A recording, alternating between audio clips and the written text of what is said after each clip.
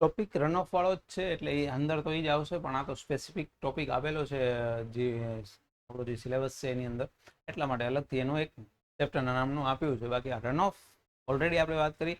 ત્યાં તો તમારો જે સરફેસ ઉપરથી જશે એ થશે, ત્યાં તમારો સબ સરફેસ ઇન્ટરફ્લો જે આપણે કહીએ, ઇન્ટરફ્લોનો મતલબ મિડલ પાર્ટ હશે, મિડલ પાર્ટ. બાકી આ જે છે એ તમારો ક્યાં હશે તો કે રોડ ઉપર જતો હશે, જે તમારા રસ્તાઓ છે જ્યાંથી તમારું પાણી પાસ થતું હશે. Occurs when the rainfall intensity exit the soil infiltration capacity.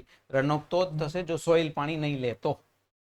Soil અગર બધું પાણી લઈ લીધું, એટલે જ કીધું ને ઉનાળાના માર્ચની અંદર સપોઝ જો વરસાદ આવી ગયો ભૂલથી, તો પાણી લગભગ બધું ક્યાં જતું રહેશે? નીચે જતું રહેશે, કારણ કે જમીનમાં સોઇલ છે એ બધું પાણી લઈ લેશે. વરસાદ એકવાર સિઝન ચાલુ થઈ ગઈ, બીજો વરસાદ આવશે ને એ ઇફેક્ટિવલી શું આપશે? રન ઓફ આવશે. બાકી પહેલો વરસાદ હશે એ જનરલી પાણી ક્યાં જતું રહેશે? જમીનમાં જ જતું રહેશે. Water flow directly over the land surface into the stream. Stream એટલે પછી નદીમાં જાય, યા તમારો કોઈ પણ જગ્યાએ જે તળાવ હોય કે ગમે ત્યાં જતો હોય. પહેલો જ હશે ક્યાં? રોડ ઉપર, રસ્તા ઉપર ફરતો થશે. Common in urban area with impervious surface, જેમ કે રોડ છે, પેમેન્ટ છે. કારણ કે મેં કીધું ને, સિમેન્ટ કોન્ક્રીટ રોડ જેટલા બી બનાવેલા છે એના કારણે પાણીને જવાની જગ્યા નથી મળતી, અને જે તે જગ્યાએ પાણી પછી શું થઈ જાય છે? ભરાઈ જાય છે. Often lead to flash flood or soil erosion. સોઇલનું ધોવાણ એટલે જમીનનું શું કરશે? ધોવાણ કરી નાખશે. કદાચ હમણાં 2 દિવસ પહેલા કદાચ જોયો હોય ને રોડ અહીંયાથી તમારું માનુકવાથી આગળ જવાય તો એક સામત્રા કરીને ગામ છે, તો માનુકા અને સામત્રા વચ્ચે બહુ જ વધારે પડતું પાણી આવી ગયું, જસ્ટ બીકોઝ ઓફ વરસાદ પહેલા આવ્યો તો આનથી વધારે આવેલો છે, પરંતુ પહેલા વરસાદમાં પાણી નતું ભરાતું, હવે ભરાય છે. એનું કારણ એટલું જ છે, અહીંયા બંને બાજુ દિવાલો છે રોડની. પહેલા જનરલી લોકો જેમની પણ જમીન હતી, ખેડૂત હતા, એ દિવાલો ન કરતા, ફેન્સિંગ કરતા. હવે દિવાલ કરી દીધી છે. હવે દિવાલ કરી એના મતલબ શું થયો? આ પાણી અહીંયા નહીં જાય, જશે ક્યાં? રોડ ઉપર જ રહેશે. અને જેટલો ડિપ્રેશન એટલે જેટલો ખાડો હશે એટલું વધારે ભરાશે. તો થયું એવું કે એકદમથી સડન પાણી શું થવા માંડ્યું? ભરાવા માંડ્યું. એ જ્યાં જગ્યાએ તમને પાસ ઓન થવા નહીં મળે, મતલબ પાસ થવા નહીં મળે, ત્યાં રન ઓફ થવાના ચાન્સીસ શું થઈ જશે? વધી જશે ને, ફ્લેશ થશે. ફ્લડ તમારા એટલે કે રન ઓફ થવાના ચાન્સીસ તમારા વધી જશે. ઇન્ટરફ્લો તો જે જમીનમાંથી પાણી જાય છે નીચે, ધીમે ધીમે થઈને જશે. સમય લાગશે, ટાઈમ લાગશે, ડિપેન્ડ કરશે જમીનનો સ્લોપ કેવો છે, અંદરનો નીચેનો જગ્યાઓ કેવી છે, પોલાણ કેવું છે, કારણ કે નીચે જગ્યા તો હશે જ. હા, રન ઓફ જ કહેવાય ને, કારણ કે જશે તો અલ્ટિમેટલી ક્યાં? Run of. હા, પછી સિમેન્ટ કોન્ક્રીટ હશે તો એ નક્કી છે કે એ પાણી નીચે તો નથી જતું. એ પાણી છેલ્લે ક્યાં? સૂર્યપ્રકાશ આવશે, બાષ્પીભવન થશે, ત્યારે જશે. ત્યાં સુધી ત્યાં જ રહે છે ને. અગર જો નીચે જતો હોય, ત્યાં તો ડાયરેક્ટ નીકળી જતો હોય તો વસ્તુ જ અલગ થઈ ગઈ. એટલે જ આપણે એને ડિપ્રેશન સ્ટોરેજ કહેવાય. શું કહેવાય? ડિપ્રેશન એટલે ખાડામાં ભરાતું પાણી. શબ્દ ઇંગ્લિશ ટેકનિકલ વાપર્યો, ડિપ્રેશન સ્ટોરેજ. બાકી ખાડામાં ભરાતું પાણી જે તે સમયે દરેકને દેખાતું હોય. બેઝ ફ્લો ક્યાં હશે? જમીનના નીચે હશે. જે નદીઓ નીચે વહે છે, જમીનની નીચે અંડરગ્રાઉન્ડની અંદર વહે છે, એની સાથે જ્યારે પાણી ભરાય ત્યાં સુધી, અને ત્યાં સુધી પોતે સમય લાગે. શું લાગે?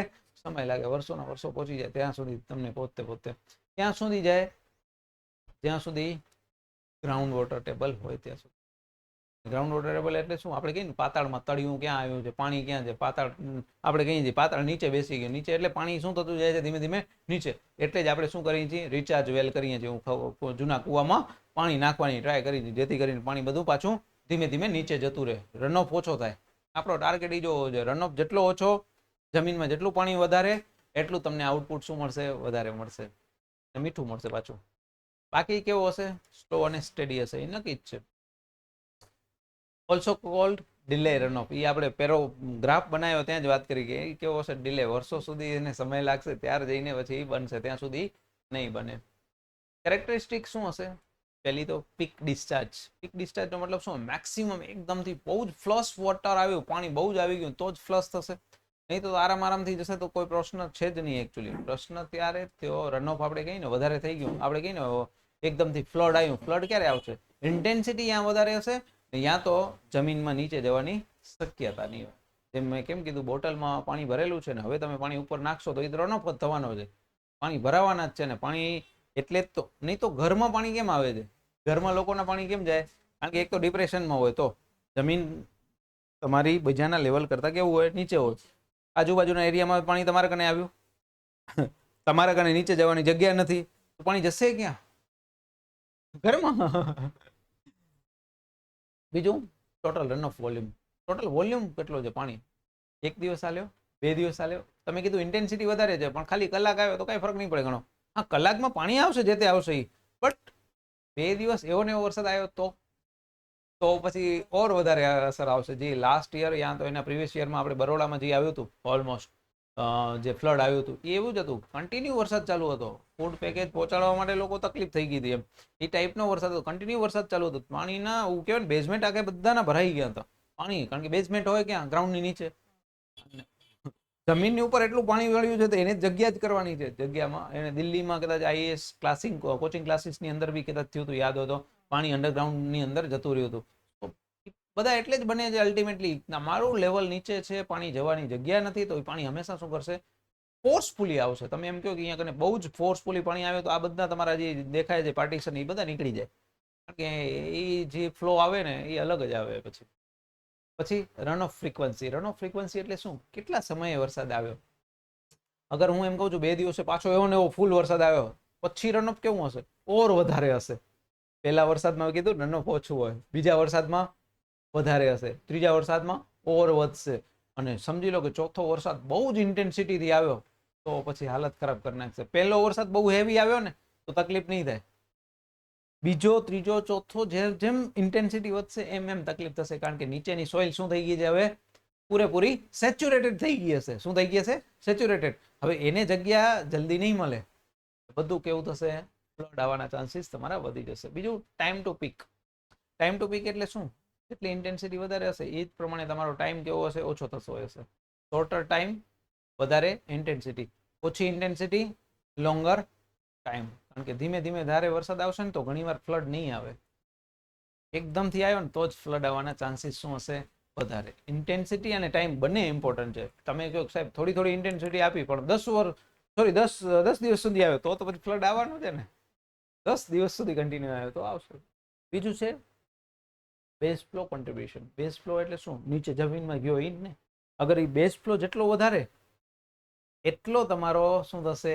ઓછો થઈ જશે. કોન્ટ્રીબ્યુશન તમારું શું થઈ જશે? રનઓફમાં ઓછું થઈ જશે. ઇન્ફિલ્ટ્રેશન વધારે. ઇન શોર્ટ, હાઇડ્રોગ્રાફનો શેપ. હાઇડ્રોગ્રાફ કેવો હતો? જનરલી તમારો આવો બને.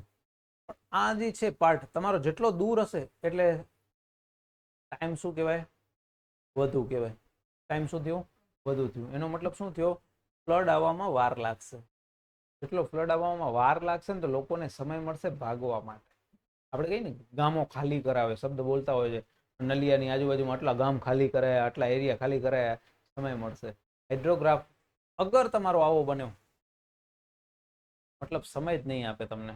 એટલો પ્લેસ હશે, એટલું સમય ઓછો હશે તમારી પાસે, તમે છૂટવાનો સમય આપશે નહીં. આપણે ઘણી વાર વિડીયોમાં ના જોતા હોય એકદમથી બાળ આવે, આમ ખાલી નદી પડી હોય ને એકદમથી ફ્લશ આવે, એકદમથી પાણી આવે, એ કહેવાય તમારો કે જ્યારે સમય તમને નહીં મળે. એટલે શેપ તમારો જેટલો યુનિફોર્મ આવા ટાઈપનો હશે ને એટલો તમને ટાઈમ વધારે મળશે. જેટલો તમને આ ટાઈપનો ફ્લેટ હશે એટલો તમને સમય ઓછો.